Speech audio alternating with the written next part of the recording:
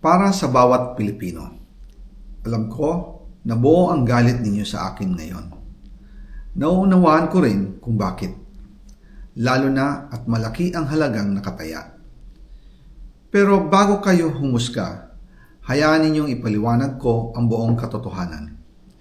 Matagal akong hindi nagsalita dahil may direktang utos sa akin. Huwag nang bumalik ng Pilipinas at manahimik na lamang. Umalis ako noong July 19, 2025 para sa aking medical check-up. Nakaplanong bumalik pagkatapos ng SONA ni Pangulo. Pero habang papauwi na ako, tinawagan ako ni dating Speaker Martin Romualdez at sinabihan, "Stay out of the country. You will be well taken care of as instructed by the President." Noon naniniwala pa ako sa kanila, kaya't hindi ako bumalik. Tumikom ang aking bibig, sumunod ako, pero ang hindi ko alam, ang ibig pala nilang sabihin sa aalagaan ka namin ay gagamitin ako bilang panakipbutas sa kanilang kampanya laban sa korupsyon. Ginawa nila akong poster boy ng kanilang sariling kasinungalingan. Ngayon, hindi na ako mananahimik, ilalabas ko ang lahat ng katotohanan. May resibo, may ebidensya, at may pangalan. Nagsimula ito nung tumawag si Sekmina Pangandaman sa akin nung nag-umpisa ang BICAM process last year, 2024. Ang sabi niya, katatapos lang ng meeting nila ni Pangulo at may instructions na mag-insert or magpasok ng 100 billion worth of projects sa BICAM. At sinabi pa ni Sekmina, you can confirm with Yusek Adrian Bersamin dahil magkasama sila sa meeting ni Pangulong BBM noong araw na yon.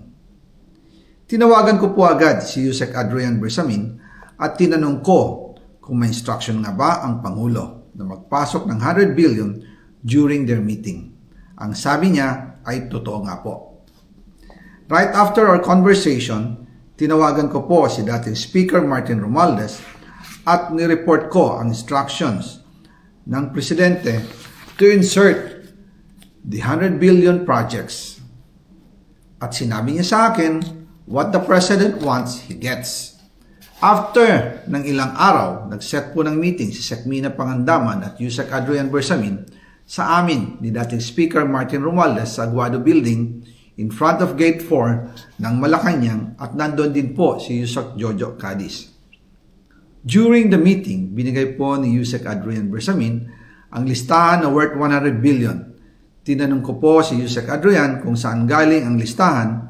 Ang sagot niya, galing kay PBBM mismo at binigay niya ito mula sa brown leather bag. Nung sinabi po ni Yusek Adrian Bersamin yung brown leather bag, naalala ko noong nasa Singapore kami right after the elections of May 2022 sa Hilton Hotel, kami ni dating Speaker Martin and PBBM habang pauwi at pabalik ng Pilipinas, hinabol ng PSG ang brown leather bag at ang sabi ni PBBM, maiwan na lahat, wag lang ang brown leather bag. Kaya naniwala ako na utos talaga ito ng Pangulo. Pagkatapos ng ilang araw, I informed sina dating Speaker Martin Romualdez, Sekmina Pangandaman, Yusek Adrian Bersamin, and Yusek Jojo Cadiz na kung pwede 50 billion lang ang ipasok sa program funds dahil sobra ang DPWH funds versus sa DepEd. In practice, hindi pwede na mas malaki ang budget ng DPWH kaysa edukasyon. And yung balance na 50 billion, ilagay na lang sa unprogrammed funds for the 2025 budget. Dahil Office of the President din ang nagre-release ng lahat ng unprogrammed funds. Pagkatapos ng isang araw, tinawagan ako ni Sekmina at sinabi ang mensahe ng Pangulo, ipasok ninyo yan dahil pinangako na sa akin ni Speaker Martin yan at hindi na pwedeng baguhin. Kumbaga, ang utos ng hari hindi pwedeng mabali. Again, I informed the Speaker and asked clearance about the instructions ng Pangulo. At ang sabi niya, wala tayong magagawa.